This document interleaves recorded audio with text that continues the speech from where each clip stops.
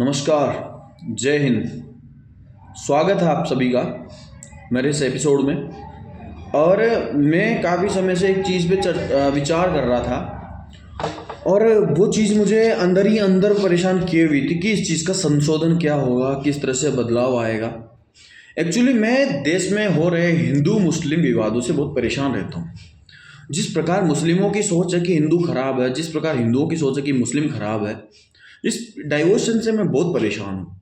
और इस तरह से अगर ये देश चला, इस तरह से लोग अपनी मानसिकता बनाए रखेंगे तो दंगे नहीं रुकने वाले। लोग इसी तरह से अपना फ्रस्ट्रेशन धर्म के नाम पे निकालते रहेंगे। ठीक है, अब बात आती है कि ये सब घटित क्यों हो रहा है और इस चीज़ का सल्यूशन क्या होगा।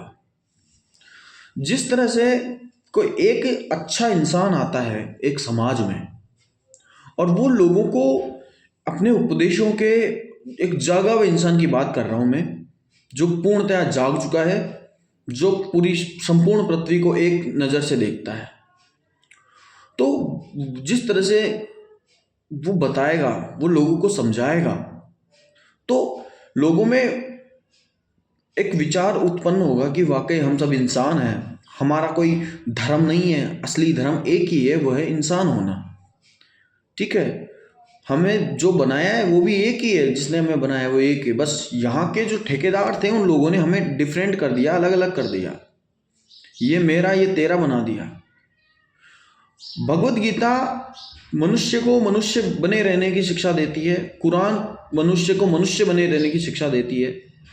उन दोनों की कोई गलती नहीं है। गलती उन लोगों की है जो उनका सहारा लेकर फूट डालते हैं, उनके लॉजिक सेट कर कुछ ऐसी बातें बताते हैं, कुछ ऐसी चीज़ें मिक्स करके बताते हैं कि लोगों को लगता है कि यार ये तो बहुत अच्छी बात कह रहा है, ये जो कह रहा है वही सही है। तो मुस्लिम बेचारे भड़क जाते हैं, जो उनके मौलवी, उनके जो लोग उनको समझाते हैं कि यार ये काफिर हैं, ये ऐसे हैं, ये वैसे हैं, और हमारी कुरान में ये लिखा है, उनके शब्द ही समझ लो सब कुछ हो जाते हैं।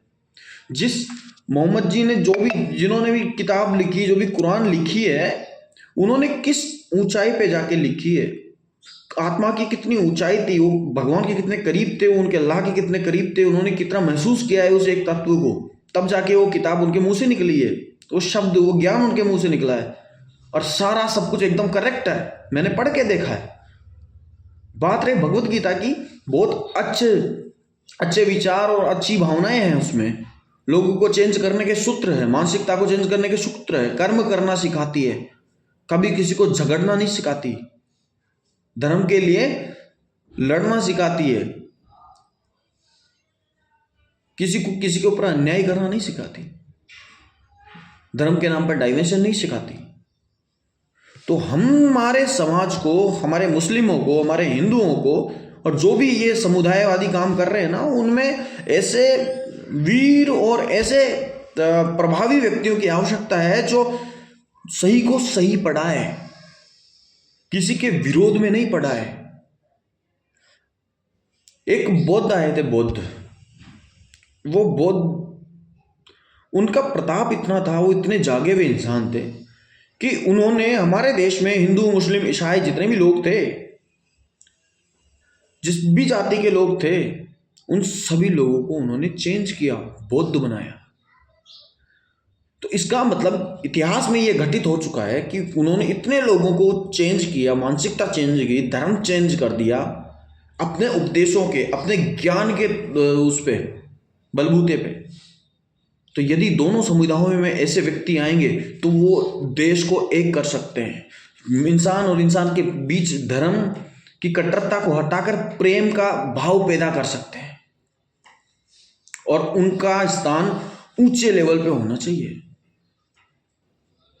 जिसे मुस्लिम मौलवी मानते हैं, उस मौलवी के स्थान पे वो होना चाहिए। खलीफा मानते हैं, उस खलीफे के स्थान पे वो इंसान होना चाहिए। हमारे यहाँ पे हिंदू धर्म में जिसे सबसे ऊंचे पद पे माना जाता है, बाबा या जो भी कह दे हम, जो भी प्रवचन देने वाले, उनके स्थान पे वो होना चाहिए। एक सच्चा साइकोलॉजिस्ट होना चाहिए, लोगों को समझने वाला होना चाहिए, चीज़ों को एक सही इंसानियत के तौर पे रखने वाला होना चाहिए, न कि डिवाइड करने वाला होना चाहिए। तब जाके ये देश एक होगा और विश्व में शांति बनी रहेगी, और सबसे पहले हमारे देश में शांति बनी रहेगी। आई होप आप मेरी भावनाएं समझ सके होंगे, मैंने क्या कहना चाहता हूँ वो समझ सके होंगे। तो प्लीज़, अगर आप में इंसानियत की भावना है, आप हिंदू है या मुस्लिम है, मुझे नहीं पता, परंतु अगर आपके अंदर भावना है तो लोगों को जोड़ने का काम करो, धर्मों को जोड़ने का काम करो, देश को जोड़ने का काम करो, तोड़ने का काम नहीं। समय आ गया है इस देश को प्रगति के लिए निकलने का, प्रगति पे जाने का। हमें फिर से गुलाम नहीं होना है आपस की लड़ाई में फंसकर, अन्यथा सरकारें हमारा खून चूस लेगी और हम एक दूसरे से लड़ते रहेंगे। लोग धर्म के नाम पे वोट ले जाएंगे और ना तुम खुश रहोगे ना हम खुश रहेंगे, जबकि हम सब एक हैं। और जो भारत में रह रहा है वो सब भारतीय हैं, ना हिंदू है ना मुस्लिम है। तो सबसे पहले देश आता है तो हमारे दिल में देश प्रेम होना चाहिए, और यदि कोई हिंदू देश के लिए खड़ा है तो मुस्लिम को उसका साथ देना चाहिए, और यदि कोई मुस्लिम देश के लिए खड़ा है तो हर हिंदू को उसका साथ देना चाहिए। हम दोनों के बिना, हम एक दूसरे के बिना अधूरे हैं, और जबकि हम दो नहीं हैं, हम एक हैं, भारतीय हैं, समझो। धन्यवाद। जय हिंद।